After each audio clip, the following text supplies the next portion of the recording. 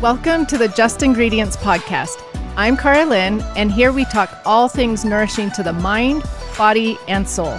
This is a place where you can find just good ingredients to life.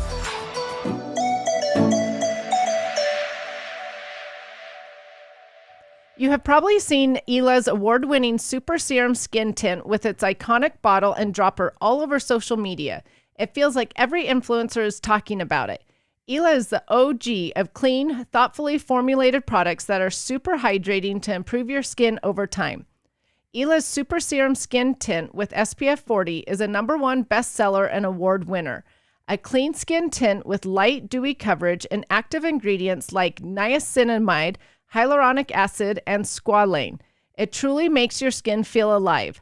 The best thing is you can submit a selfie on their website and a real human will shade match you with one of their 30 shades, and they have a 96% success rate.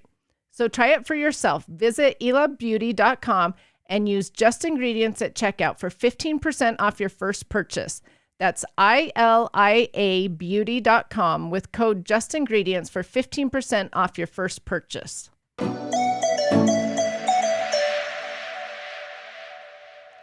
Dr. Christian Gonzalez, aka Dr. G, is the host of the top 40 health show, Heal Thyself.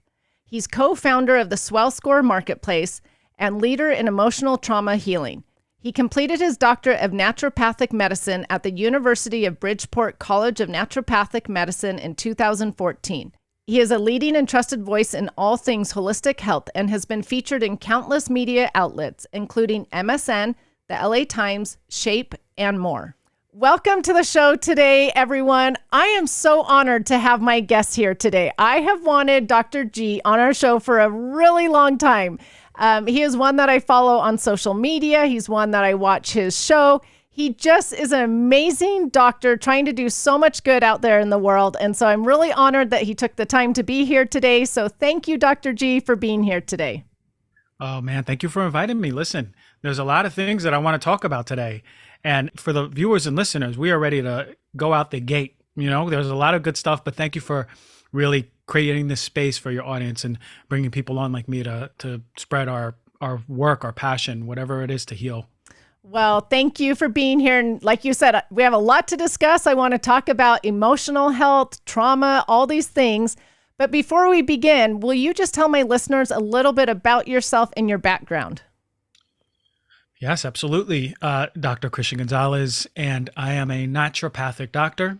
And for those who are not aware what a naturopathic doctor is, it's a doctor who is grounded and uses the approach that the body has the ability to heal itself, something that we already know, right?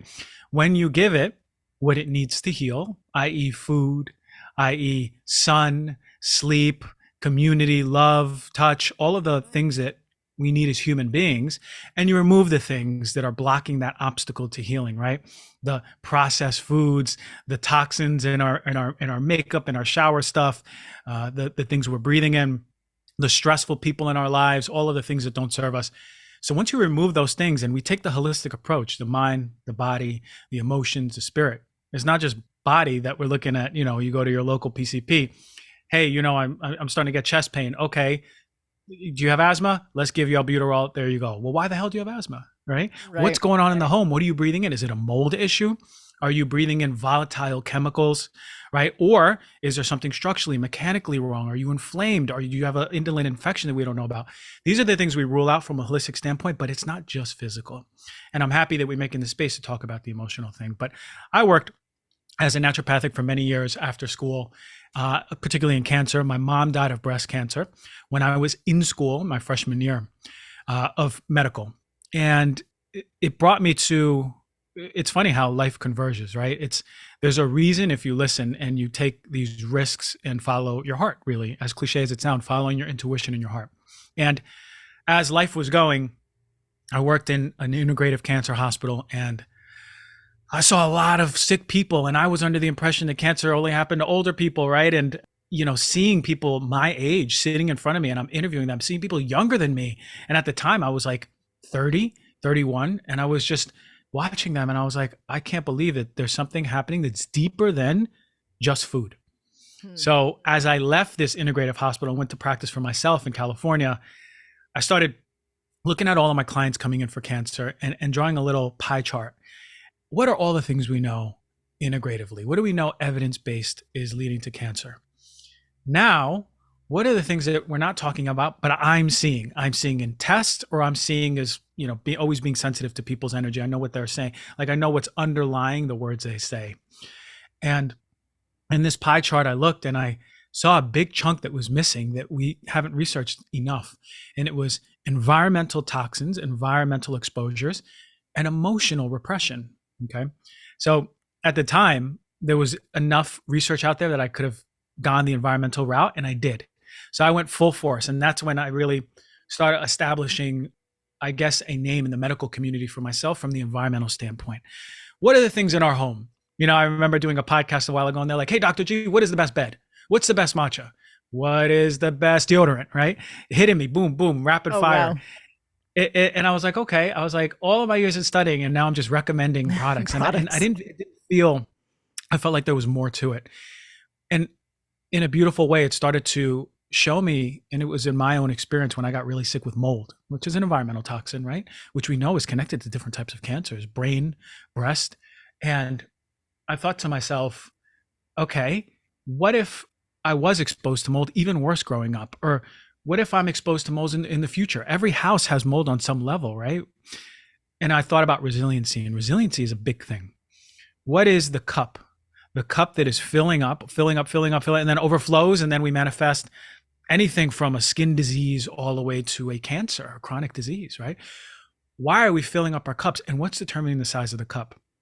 And then that's when I started going into resiliency and emotional healing, emotional repression. If you are living in a moldy home and you're repressing your emotions, that environmental exposure is going to be way more accentuated, way more dramatic on your system than if you're at a place where your cup is empty and now you're being exposed to this stuff. Inevitably, it's going to affect you, but not the way that it's going to affect someone who's holding in all of that internal stress that has yet to be released. And this is when I started going the route for, okay, there's something that no one in medicine is talking about. Not really, right? The closest thing might be polyvagal theory stuff, but it's deeper than that, And there's been an advent of breath work, but it's deeper than that, There's a connection between the somatic and the emotional health that is beyond just resiliency. It has everything to do with the expression of our mental health, the expression of our physical health, the expression of how we are triggered in relationship, right? Why are we triggered with our partners, right? Or why are we triggered with our coworkers? It transforms your relationships, because ultimately it transforms your relationship to yourself, which ultimately is the most important relationship you have. Even if you have kids, it's all about how you present your own authentic self, so your kids see you as a modeled mother or father. And that changes generational trauma, which is perpetuated for generations upon generations upon generations. A lot of the qualities that don't serve us that we have right now are a lot of qualities that our grandfather had, our great-grandfather had, our great-great-great-great-grandfather and grandmother had. It's within us. So that's when things became revolutionary. And not coincidentally, when I started putting this into practice, that's when I started seeing miracle healings. And I don't say that, I don't take that lightly. In medicine, I study, and we look at different disease states, and we know here's the pharmaceutical intervention, here's a naturopathic herbal one. Here are things that usually take a while. It's going to take a while to start healing this. These don't heal. But then I come here and I start doing this practice, and I start seeing issues, complications, disease states that are reversing in an hour, right? The next day, completely gone. Wow. And that's the moment I said, there's an emotional component to 90% of diseases we see. Emotional component, especially gut issues, especially skin issues, especially mood disorders, which we'll go into a little bit more. I know that was a little long-winded, but I get a little passionate when I talk, okay? No, I love it. That's my background and sort of the journey, how these different layers have peeled off that have brought me into this form of a healer, which I think is past a doctor. It's healer. Can we create a space with the body to do its own thing that it does best, and that's heal? Oh, I love everything that you've said. And I talk a lot about the foods we should eat and the environmental toxins, but I don't talk a lot about emotional stuff. And that's why I'm really excited that you're here today, because I just want to talk about all the emotional stuff. So I want to start at the very beginning, the very basics, and just describe for my listeners, like, what do you mean when we're talking about our emotional health? Mm-hmm. So we are emotional beings, right? Let's think of any listener. If you have kids or you've been around kids, you certainly were a kid, but in that age where you are a child in a state of wonder, in that age that you are a child who is fully connected to just the presence of being, right? When you have kids. I do. Remember 6 when they kids. remember when they were 4 years old, 3 years old, you brought them to the park and they were just kind of staring at everything. They were like staring at the tree. And if you don't interrupt the kid, it's going to be staring at the tree for 10 minutes. And then it'll look down and then, oh, there's a caterpillar, and then stares at the caterpillar, then stares at the bird. That's not a coincidence. There's a reason why children do that up to the age of around 6 or 7. And it's because they're in a very different brainwave state than we are.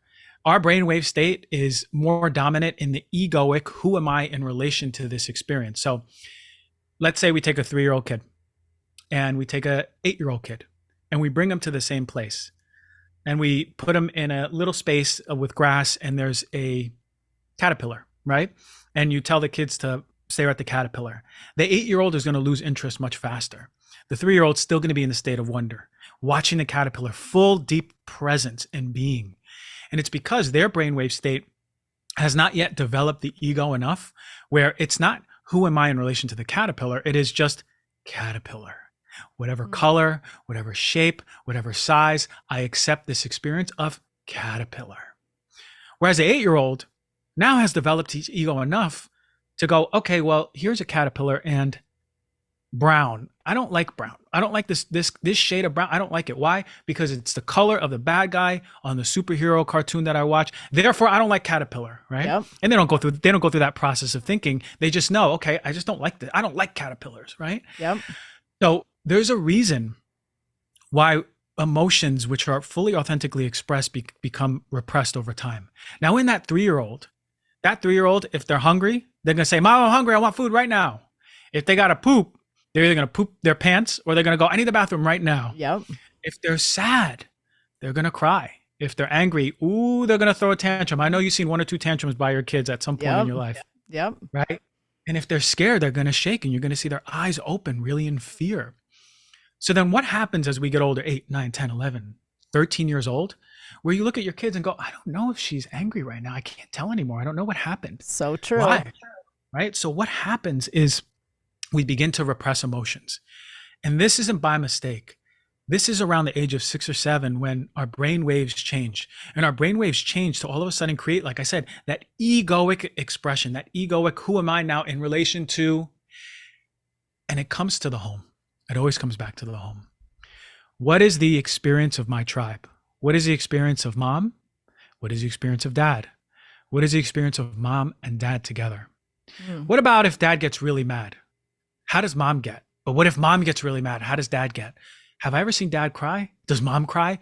These are all things that the kid isn't really consciously thinking of or logically putting together. It's experiential.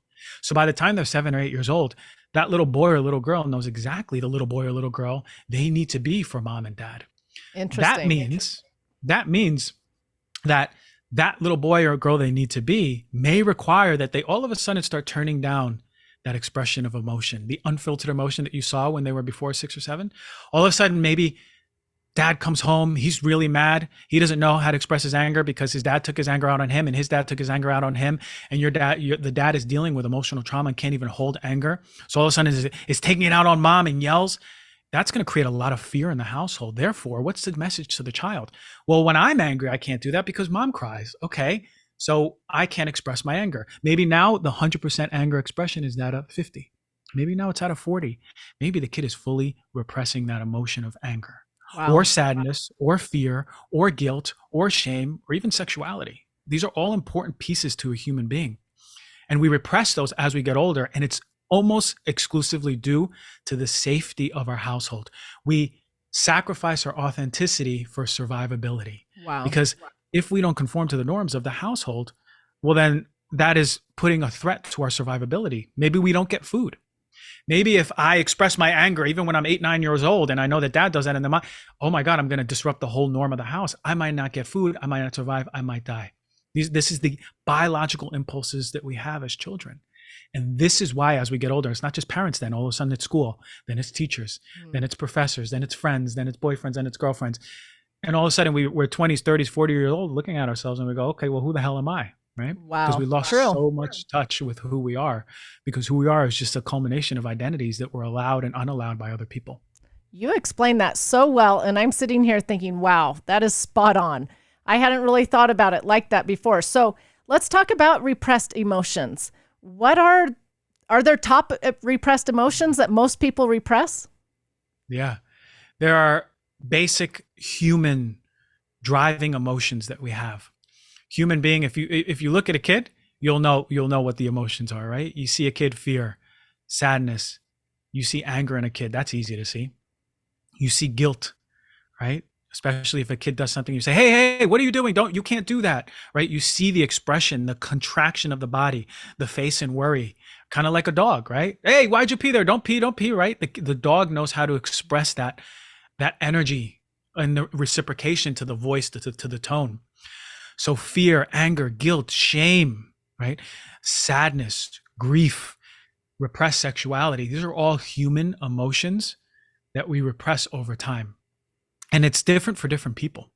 It's because, again, it's in the household. What's allowable? If a daughter sees her mom and she goes, you know what, Mom, I've seen her cry. Mom's not afraid to cry.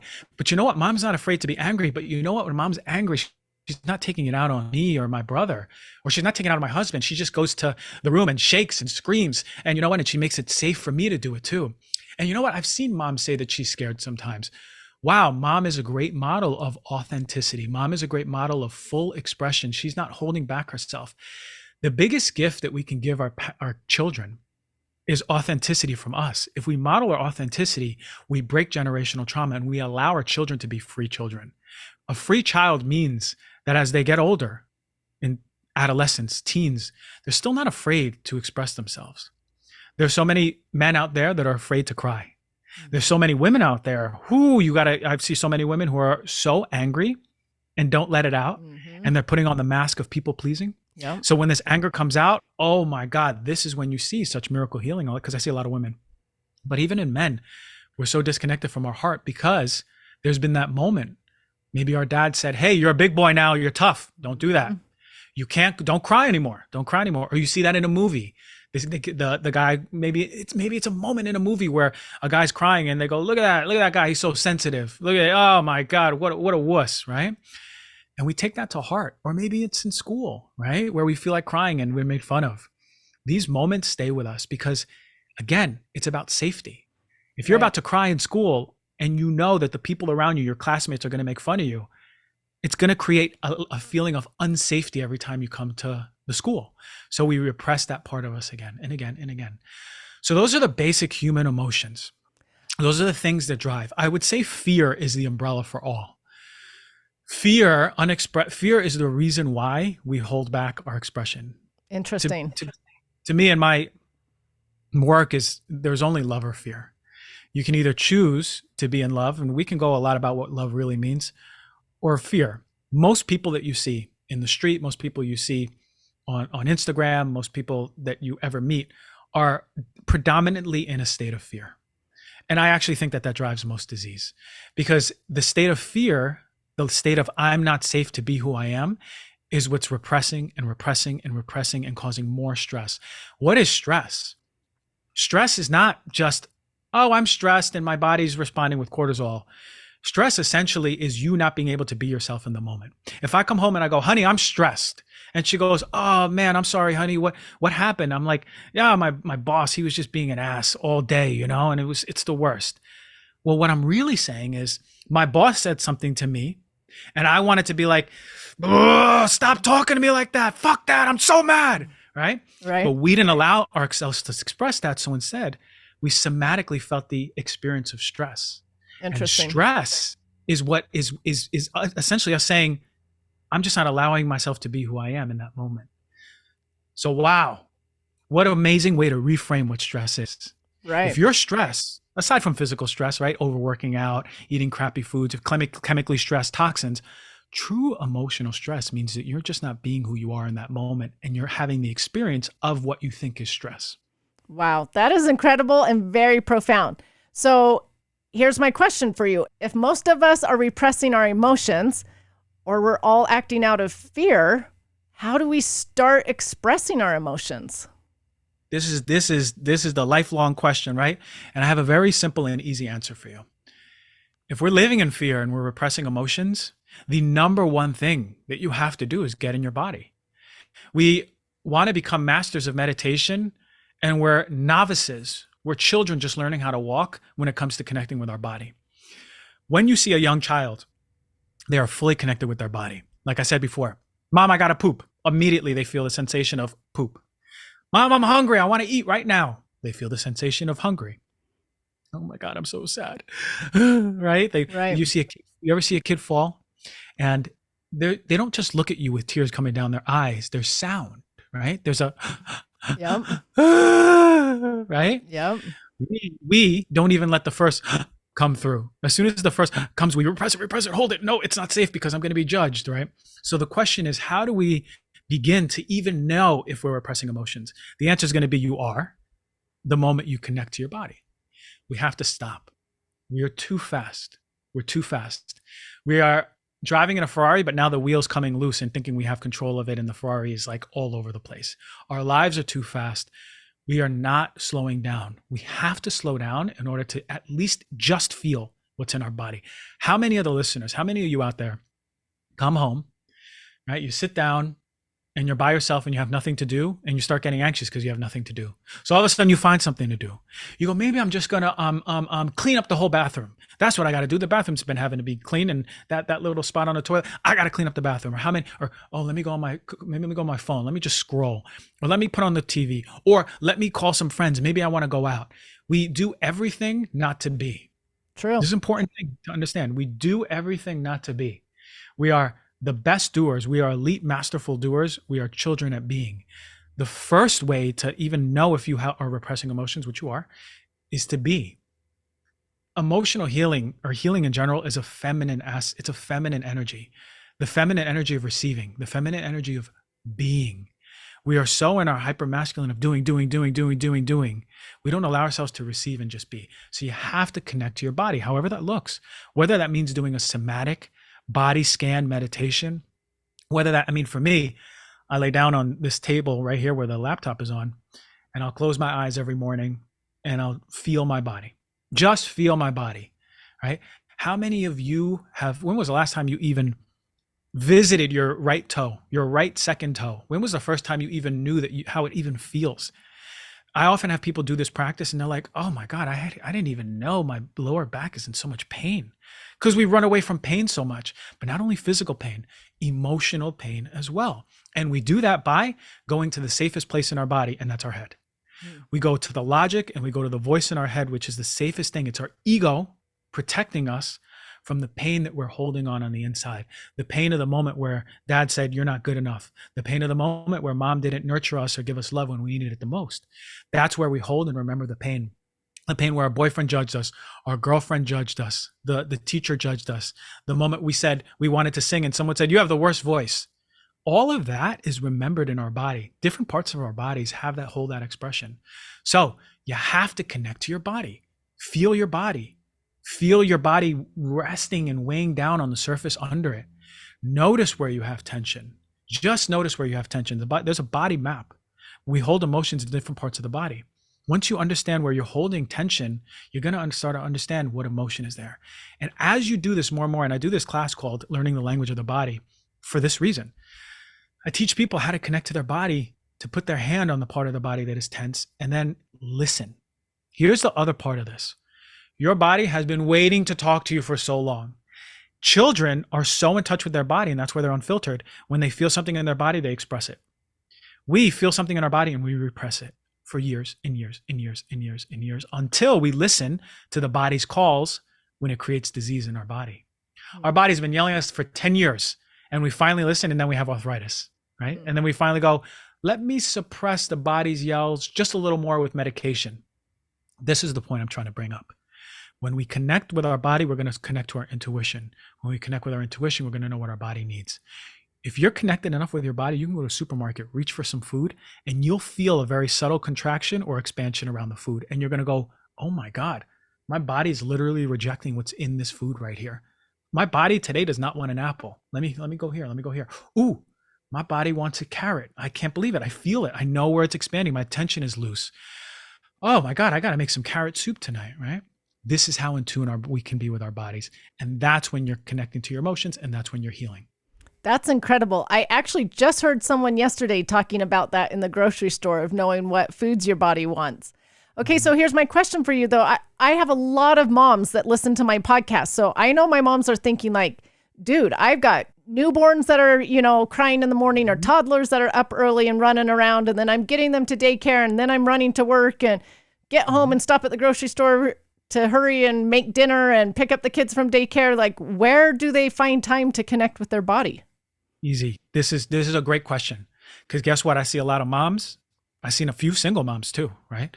I know my heart's out there, right? I know the family dynamics. I know what a newborn's like. I got friends who have newborns, right? I might have a newborn in a few years, so I get it.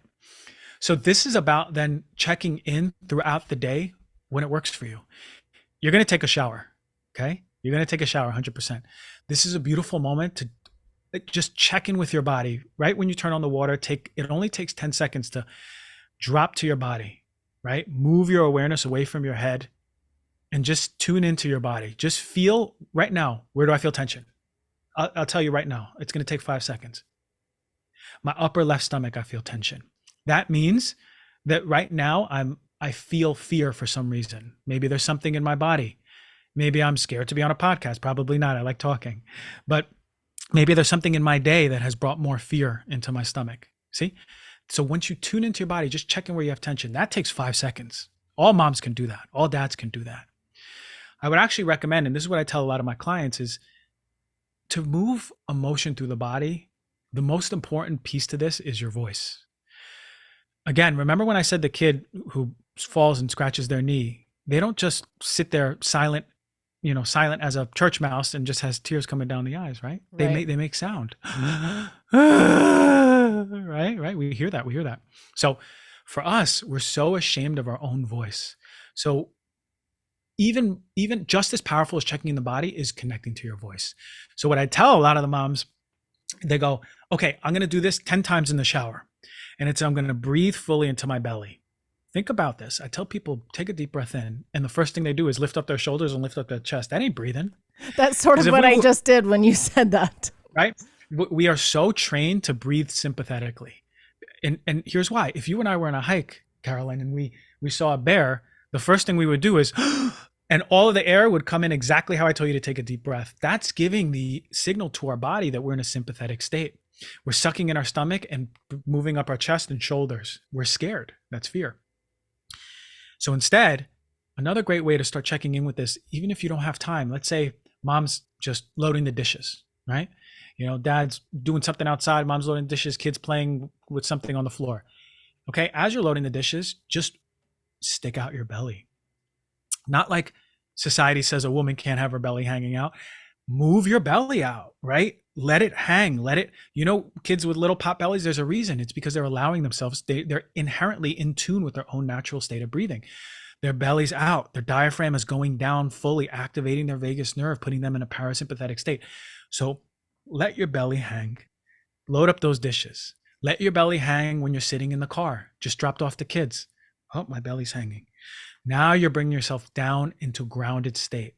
Now you can really begin to feel your body. Now you're going to be able to be like, ooh, I have a pain on my left shoulder. What the heck is that? Well, it could be something on the feminine side for you, right? That's the feminine side. Could be something with mom, especially the part of the body is. I know it sounds a little kooky. If I had a white coat years ago, I'd have been like, what's this guy talking about this on the podcast? This is crazy stuff, but I promise you, it's real. There would be a reason why we wouldn't see miracle healings if it wasn't, right? So the belly out, right? And then connecting to the voice, just breathing into the belly and just going fully expanding the belly, getting all the air in there, moving it to the chest for a second and letting it over, letting it expand fully.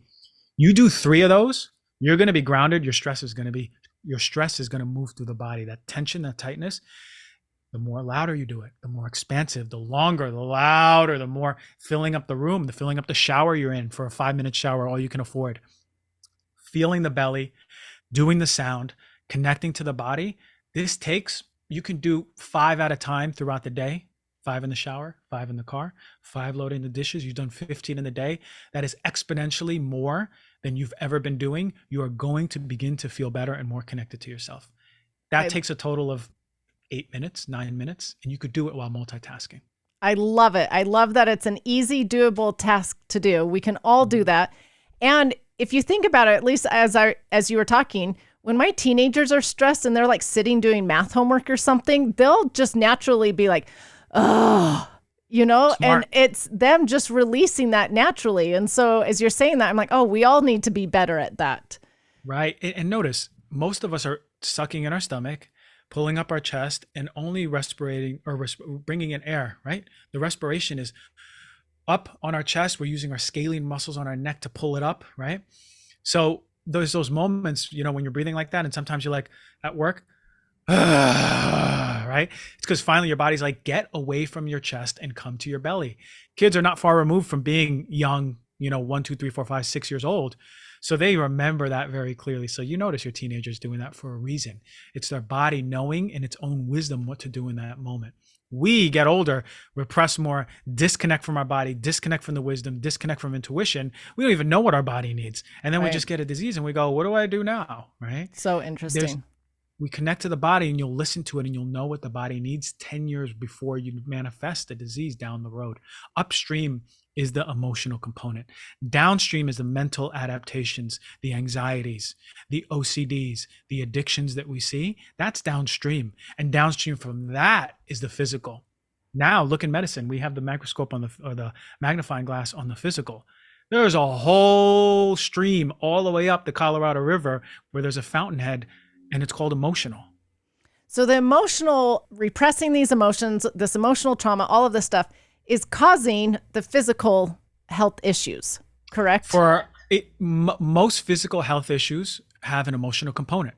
That's not to say all of them, right?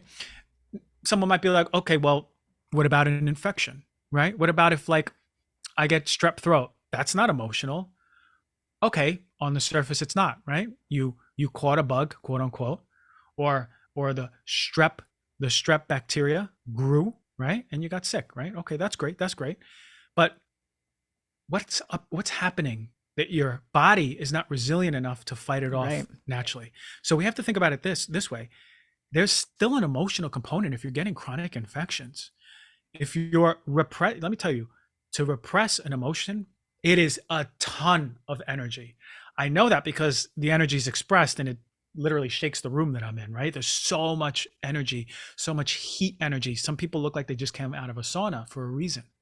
And it's because, I want you to think about it this way. If your body has $1 million in resources and it's going to take $900,000 of resources to just repress emotion in the body, the rest of the body only has, I ain't that good at math, but only has 100,000 left to use for the endocrine system, your hormones, your immune system, right? Your brain, your digestive system. All the rest of the body is only working with a finite amount, really a small amount of energy. The rest is utilizing that repression. And this is why my theory behind the miracles that we see, the healings, the full body, for example, full body eczema, terrible. I have pictures of it. Terrible. Like really severe eczema. And this girl, because of that, had so many mental issues connected to it because she was depressed, anxious, so self-conscious. And when she did the emotional healing, it moved so much energy that was repressed, particularly for her was anger for her father. Anger moving, all that energy, all that heat. And there's a reason why 90% of that eczema was gone in a day. In a month, completely gone. Why? It's because the body, all of that emotional repression, that energy, that resource, that $900,000 was finally given back to the body to do what it does best, balance and heal, right? They go, thank you, God, man, we're trying to build this whole temple and we just got rubble and rocks and sticks. Finally, now you're giving us the proper materials. Now we can build a roadway. Now we can build a skyscraper. Now we have everything we need. because the body's not holding in. This is why I'm saying it's downstream. Downstream. Yep. Now, it's not all physical issues, right? You know, a baby's born with a physical issue. You might go, what the heck? The baby hasn't lived a life of emotional repression. Okay. And maybe so. But also, what about the parents? Right. Because we'd be fools to think genetically there's not a generational trauma passed. We know the gene. We know a gene that is connected to this, NR3C1. That's a gene that is connected with the way we handle cortisol. We also know in utero exposures. We also know how stressed was mom. What about mom's repression? We pass all of this on to our kids. Right. Again, there's still theoretically that emotional component, even if we don't see it superficially. Now, most issues, emotion. Most issues, especially if someone's dealing with an issue that is not getting better. If someone goes, I don't know, I've done everything. I follow the best on Instagram. I've done all their recommendations. I got the best doctor. He or she's done all my blood work, all my poop tests. It's still something is off. It's emotional. Emotions. If you've been suffering for years, it's emotional. I guarantee it. Okay, so question for you, because you talked about the emotions are trapped in the body. So are they trapped in different parts of the body, all in the same place? Where exactly are we holding on to these emotions? This is a great question. There's a reason why traditional Chinese medicine has been around for so long. It's because they know stuff. They have a wisdom that, like, we just in modern medicine are going like, oh, well, we just did this randomized controlled trial, and I think TCM might be right about something here, right? Yeah, 2,000 years later, right? And they were right about many things. The body has energetic channels, right? We move energy through the body. We know that, right? That's the mind-body connection is the reason why acupuncture works, right? We just these little needles and all of a sudden we put it on my shoulder and my back feels better. It's because there's energetic meridians. Well, fast forward now, we have a rough idea, and I'm developing my own one because I see a lot of clients and I found things that are not connected to the body map that we are accepting in medicine right now. But there's a body map where emotions are loosely held. We know that sadness and grief are in the chest area or the lung area. TCM, traditional Chinese medicine, says it's in the lung. I agree. Chest, lungs, okay. TCM says that fear is held in the kidneys, right? Well, in many ways, I've seen that too. Yeah, in the kidneys. I find that it's mostly on the upper left part of the body, of the belly, near the stomach or the pancreas or the spleen area. You know, definitely they were right about anger being in the liver. That's something I've seen without fail every single time. And what I mean by seeing is, when I work with a client, I'm not like, you feel anger, don't you? Right? That's not my place to say that. It's the client saying, I'm starting to feel really hot. I don't know. I feel kind of angry, and I'm seeing my dad all of a sudden. And I go, okay, where do you feel that in the body? It's almost 99% of the time in their stomach, right in their liver. Okay. Mm-hmm. And things like sexual repression, shame, guilt are in the womb for the women, the root for the men, the hips. I can tell really quick when a client's laying down, one of the first things I assess is their hip, the looseness of the hips. And oftentimes rigidity in the hips oftentimes translates to rigidity around your own connection to your own sexuality. And this is a tough one for a lot of people to hear because there's so many cultural, societal, religious connotations to sexuality, right? Mm-hmm. And I don't think it's fair for us to say that we're not sexual beings, right?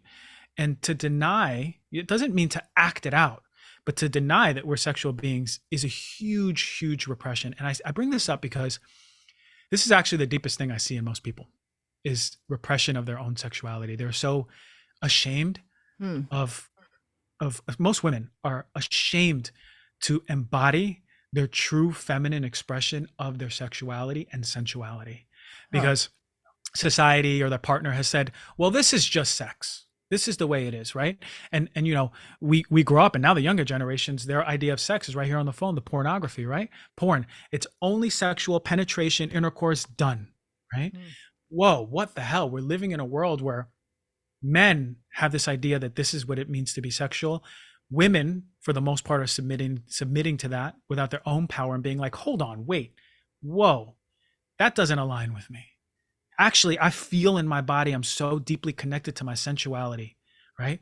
I want smells, I want taste, I want light, I want touch, I want movement, I want flow. Oftentimes, when a woman reconciles with the connection with her womb, there's a complete shift in the woman. Complete. It is the most incredible thing. I have seen a woman, and one comes to mind, super, and there's nothing wrong with being in your masculine. This is the world that we've created. I have feminine energy and I have masculine energy, or doing and being energy, right? If we want to be super inclusive about everything. But the world is created for a woman to be in her masculine always, right? And listen, viewers, if you're a woman, tell me if this resonates with you, or see if it resonates with your heart. The world has created a place where you are to be in your masculine. Do, achieve, direct your energy, go, do. True. And then you come home, and then you're with a man who has a wounded masculine because of the relationship with his father, that he has compensated to be in a hyper feminine. So now mom comes home and she has to continue do, go, make the plans, the kids at home.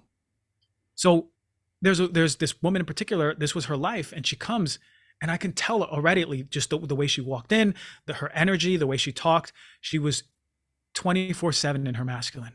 She didn't remember what it was like to just be, to receive, to surrender, to flow, right? Her true balance of the masculine and feminine. She was so on that seesaw, deeply pushed down in the masculine. There was so much weight that it was manifesting in her physical. And for her, she had uterine issues, right? So menstrual pain. Her womb was screaming, hey, remember me? You need to connect to me. Like, I'm not just here for your period and babies. Like, I hold like an incredible amount of power. I can create life. Hold on, let's stop. A woman has the ability to create life in the womb. Do you know how powerful the womb is? So now we think about the womb, the power of the womb, how much power a woman has coming from the womb. And this woman in particular, connected to the womb, I gave her stuff to do at home. I saw her a month and a half later. Her face was softer. Her outfit was softer. It was like crazy. It's like she dressed, there was more flow, more expression to the outfit that she wore. She was less stiff. Her posture was more relaxed. And then she lays down and her hips were just, and I talked to her about it after, and she was like, yeah, I've been doing the hip movements that you said, the womb connection that you said. And what that did was balance her. It balanced her. She was going down a route of manifesting now physical issues because of that. I'm always in my masculine, and now created a better balance of that masculine and feminine. Wow, what a gift, because not only is she in a healthier place, but now she's modeling to her daughter, who was 12 years old, her daughter, she's modeling what it means to be a woman in her balance. Now her daughter's seeing, whoa, because this is your greatest heroine to your daughter. You're the one. No matter how many shows she watches, movie stars she follows, it's you, right? It's the parents. And now you've modeled what a balanced woman in her healthy power looks like.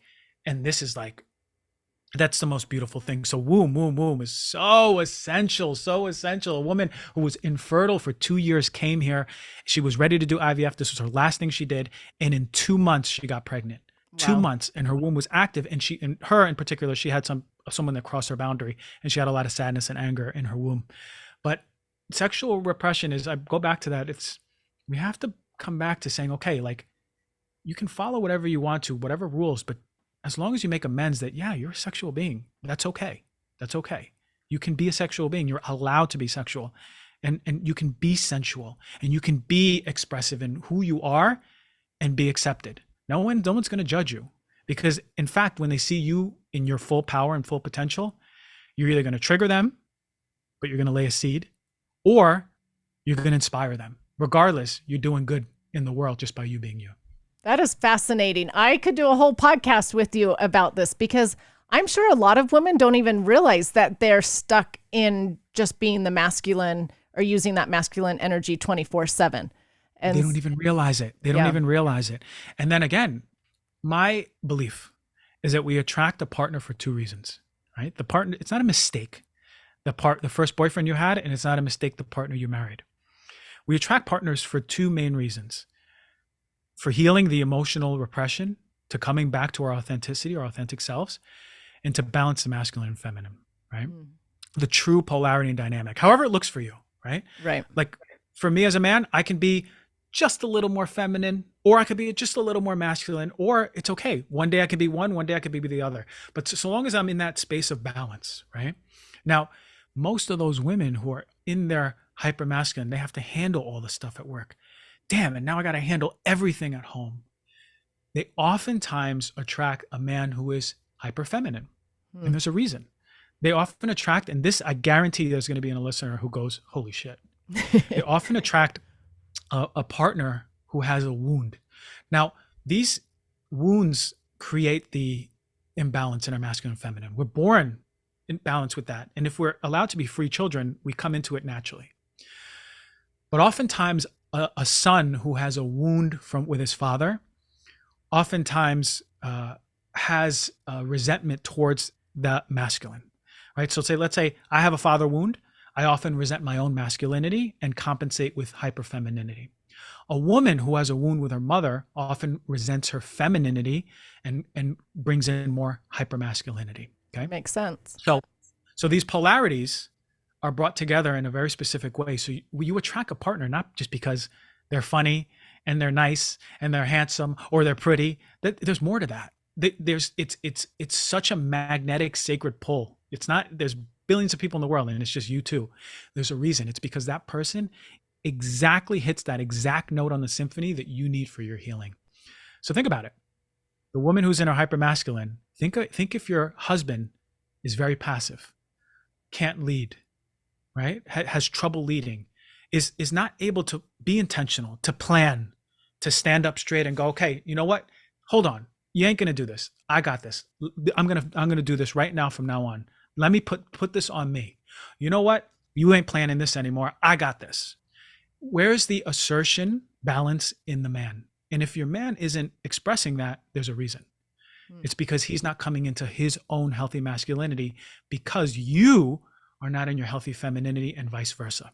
So what a gift is opening the space for more femininity and more masculinity and a healthy balance, because then watch, I promise you, on all my medical licenses, you're going to be fighting much less. You're going to feel more intimately closer with your partner. Your sex is going to be way better. Your sensuality is going to be way better.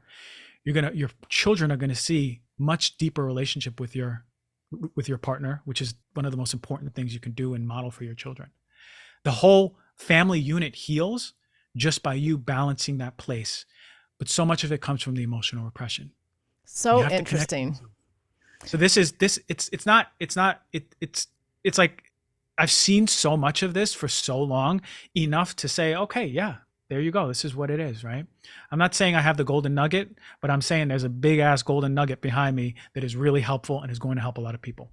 So interesting. It's why I guess there's the saying the opposites attract, because basically that's what you're saying. Exactly.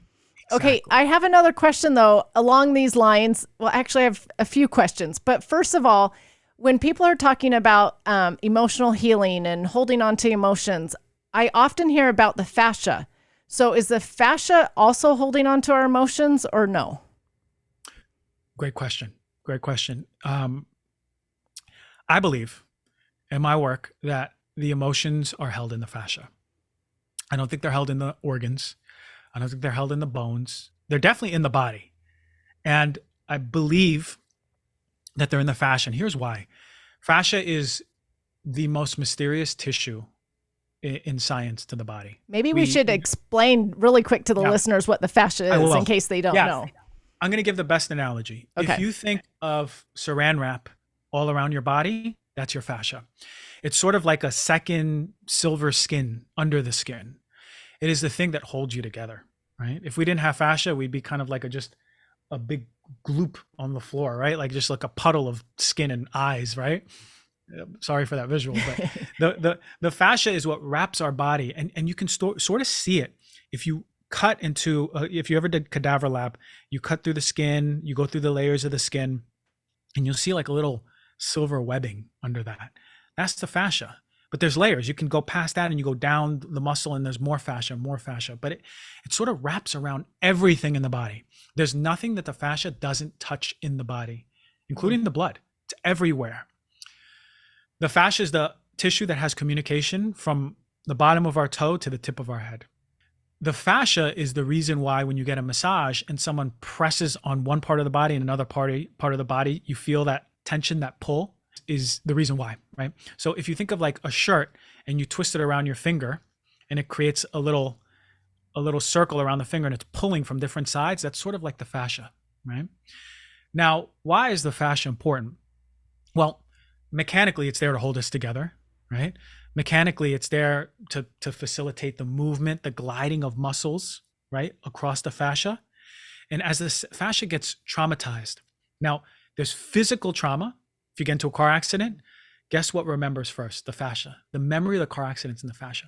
So this is the reason why for someone who's in a car accident and they're kind of like calm and walk into the coffee shop and then they hear brake screech, right? And their neck tightens up. It's not because their muscles are like, oh no, it's because the fascia has the memory, which it's connected deeply and intimately in the brain.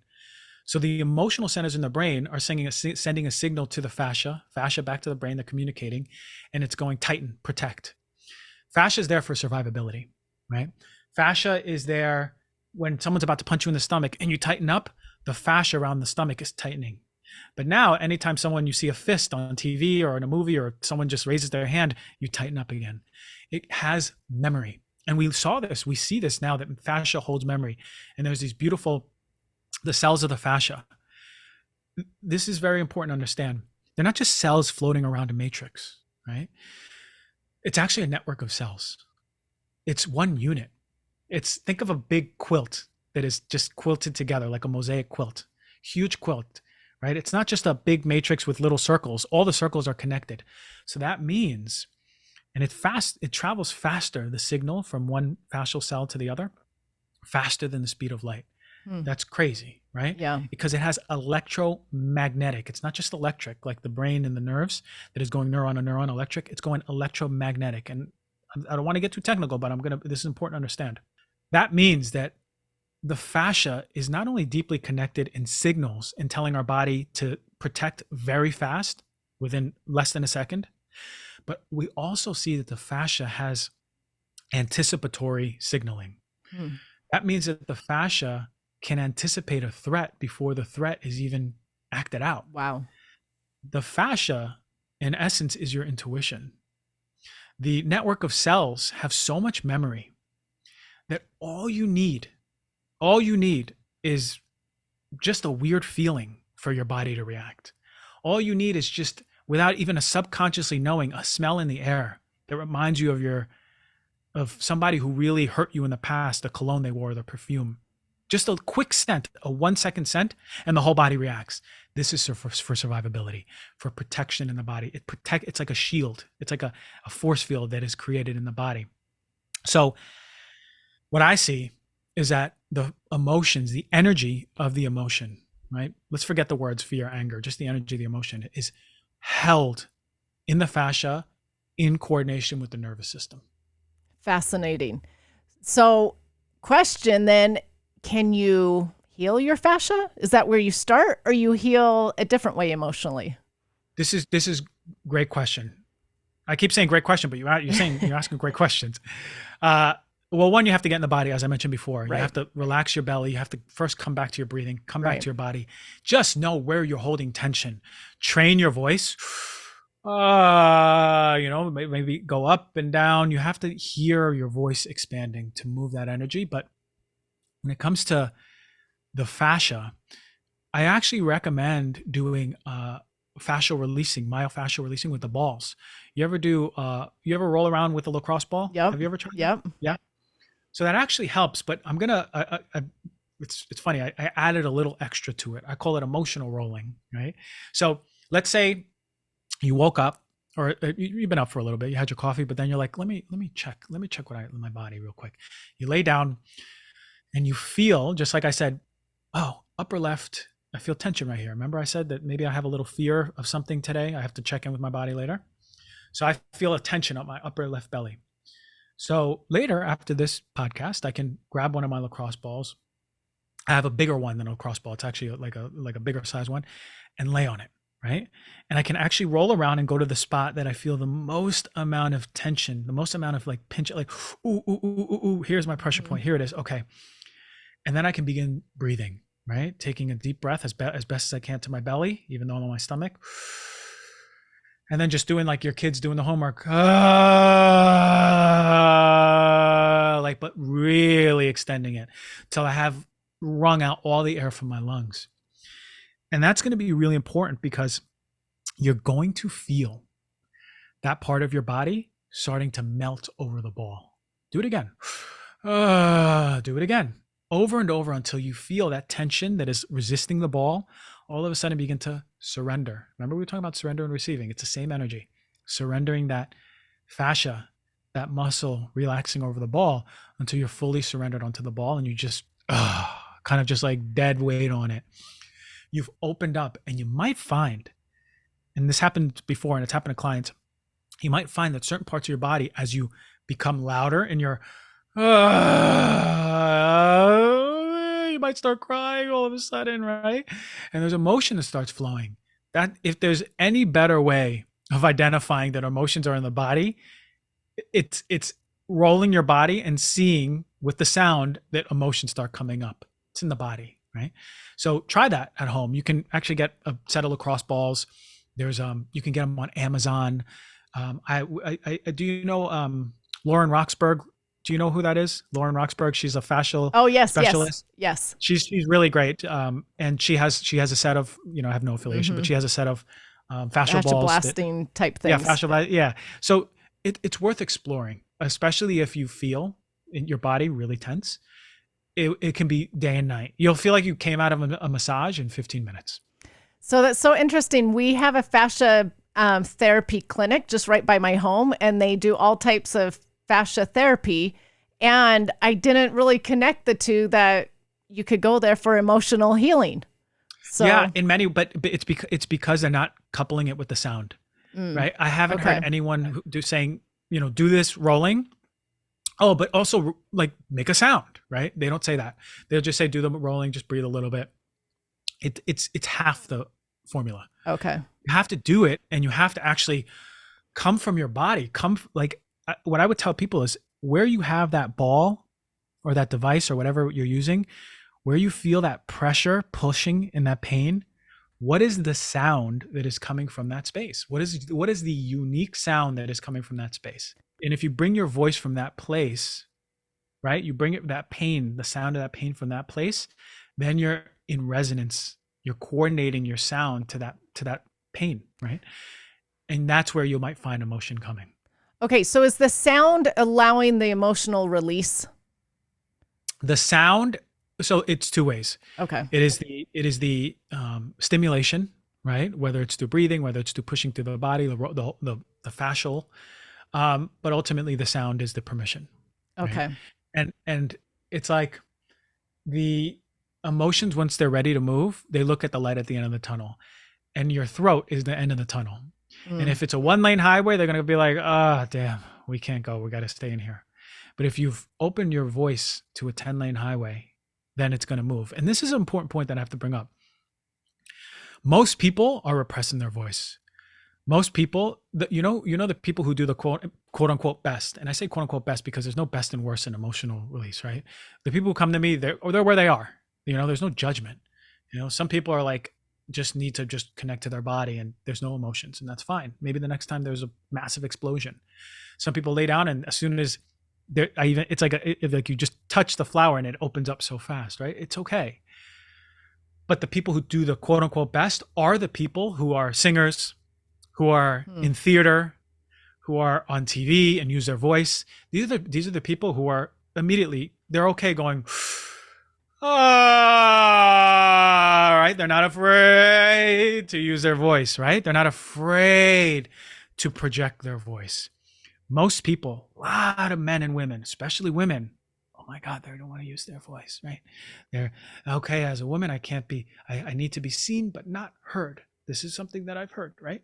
And the people with thyroid issues, I would actually think, if you have a thyroid issue, what is the manifestation physically of that energy of repressing your voice, of not being heard, right? How many of us talk from our chests and yell at our kids, hey, don't do that, versus from our belly and our power, hey, don't do that, right? Big difference. Yeah, So interesting. what I'm saying is we have to connect to our true voice. There's actually nothing more important, if anyone gets anything from this podcast, aside from rolling and belly, is your true voice. Your true voice is the most important piece for your healing. You have to connect back to your voice, the sound of how loud it can get, how expansive, how long it can go, how beautiful your voice is when it sings. I don't care. I sound like two drunken alley cats in New York City behind a Chinese food store, you know? Like, I sound terrible. But you ask my partner, she goes, "Oh my God, Christian doesn't stop singing, man. In the shower, he's singing Elvis. In the kitchen, he's singing Frank Sinatra. You know, and in the living room, he's singing Michael Jackson, right? Like, it doesn't matter. I've removed the shame from my voice. What matters more to me is my authenticity than what people think about how I sound. And that's an important place to be. So if you're listening, you have to connect to your voice. Sing. But I'm talking about not sing with your belly in from your chest. Drop your belly, bring it out, be in the car, put 2 songs on that make you feel like you want to express. And sing louder than you're used to, 50% louder than you're used to. Be in your bathroom, breathe into your belly, do that children homework sound, right? Let that guttural primal sound get activated. Society says a woman can't go, right? Because that's too much. We can't hold a woman who's really big and expansive in her energy. We can't hold a woman who's primal, who's powerful. No, we want to keep you repressed. No, forget that. This is the time for women to step in their power. Men, this is the time for us to step in our heart, to open up and be those powerful leaders, but also be in our heart, right. Be those warriors, but also be in our heart. And to be honest, the voice is so much of that work. Connect to your voice, sing, sound, make that sound from your belly. What is that sound when you're stressed, right? Connect to that primal part of you, connect to that beautiful singing part of you, and watch how emotions now have more and more permission. They're watching your voice. They're watching how much you sing. They're watching how much you're connected to your voice, how confident you are in your voice. And once they see that, they're going to start moving with more permission, because that lane highway is going to be open and open and open and open. Wow. I love everything you've said. You have shared so much wisdom with us today and so many profound thoughts for people to think about. I could talk to you for another hour, but I know we're short on time here. So I have one last question though, because I'm afraid if I don't ask this, I'm going to have 10,000 DMs. So I know listeners are going to say, okay, I obviously have suppressed emotions. I got that from this podcast. Do I just have to do the things that Dr. G talked about of like finding my voice and letting that voice be released, and the deep breaths and connecting to my body? Do I just need to do those things, or do I need to go to talk therapy or to a counselor, or do I need to do other forms of therapy? Great question again. What a great way to end this. Well, there's a difference. I'm all for talk therapy, for feeling like you have a confidant where you can get things off of your chest, right? That's the value of talk therapy. It's really powerful for you to just build the tools on how to communicate what you need, or how to communicate with your partner, how to communicate with your family member. Really, it's tool centric. I don't think, and mark me down for this, and I don't want it to be controversial, but sometimes it can be. Talk therapy is not going to heal emotional repression. It will not heal emotional repression. You may cry in talk therapy. You may get a little mad in talk therapy, but you ain't going to feel that emotional release. You ain't going to have that part of you that is on the other side of the emotional healing. This is why people come to me. They come, and this isn't me just like marketing my business. I don't, what you do is what you do, right? Do the rolling. You'll never see me. This is fine. But I'm trying to say, this is why people come to me, and after the session, they'll say that was like 10 years of talk therapy. I have the DMs, I have the emails. They're like, this was 12 years of talk therapy. I've done talk therapy all my life. We've never even gotten this close. And there's a reason. Talk therapy will show you that there's a tree. Somatic, emotional healing will show you the roots. You understand? And that's the big difference. That's the big difference. Why? Because we cannot heal through logic. We can't heal through logic. And the reason we love talk therapy, because we want to talk, our ego wants to talk more and more. And we want to find out the moment that our dad said this. And we want to find out a moment why we this with mom or that with mom. Okay, you had the epiphany. What the hell does that change? You still feel terrible in your body. You're still calling in the worst relationships. You still have a job that you hate, right? What hasn't changed is it's in the body. So instead of appeasing our ego with talking and talking and talking, I promise you the body does not care about your problems. The body doesn't care about what happened to your dad.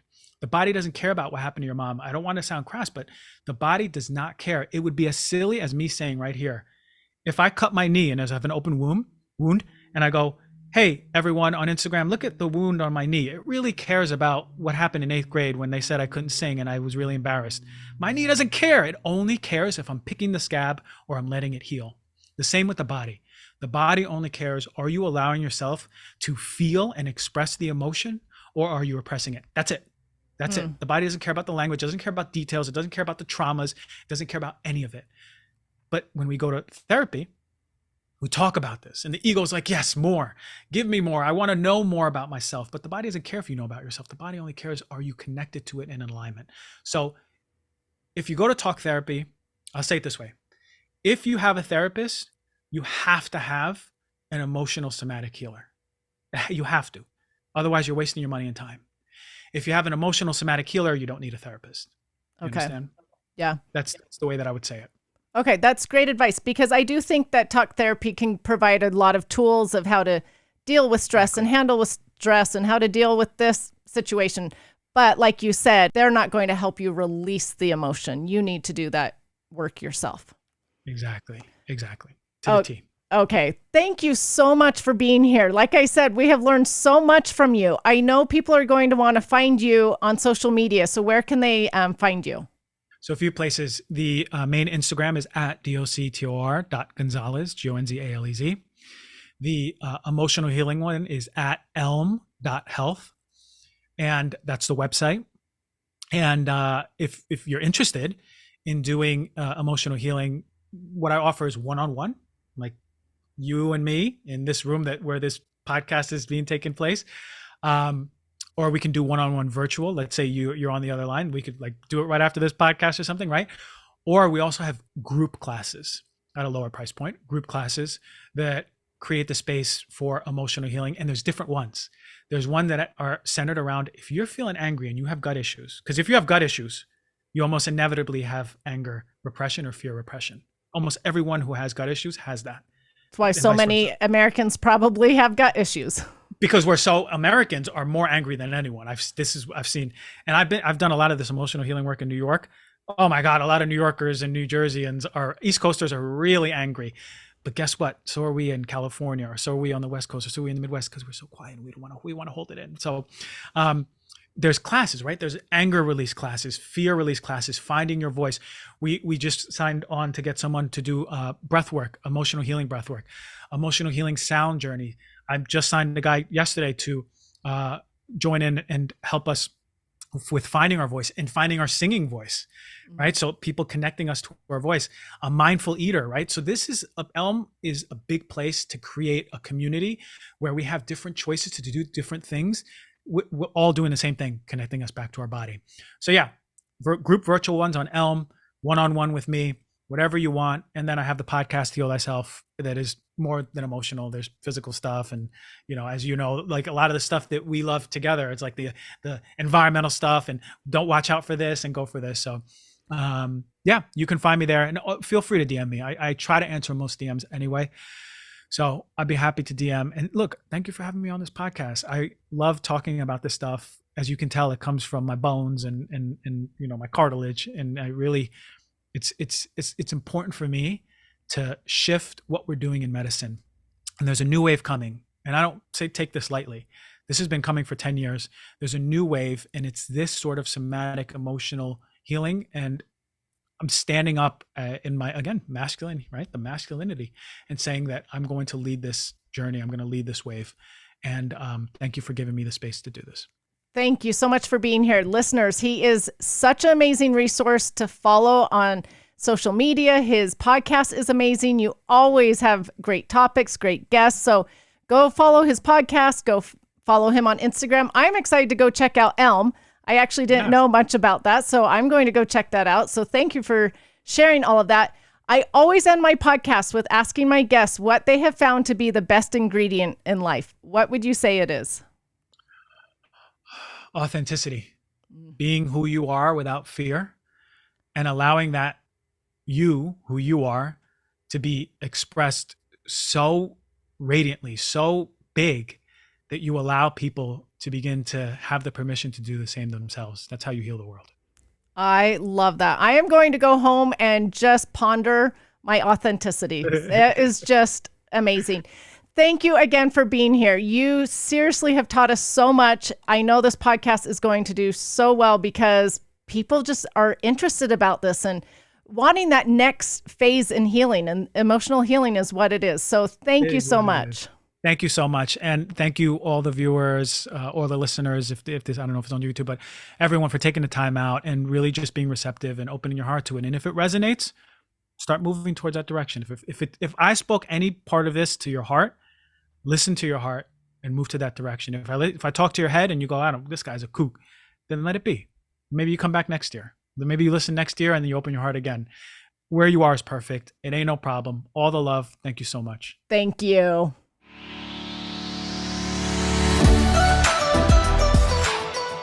Thank you so much for listening. Remember to subscribe to the Just Ingredients podcast to learn more about your health and good ingredients to life. Plus, get daily tips at just.ingredients on Instagram.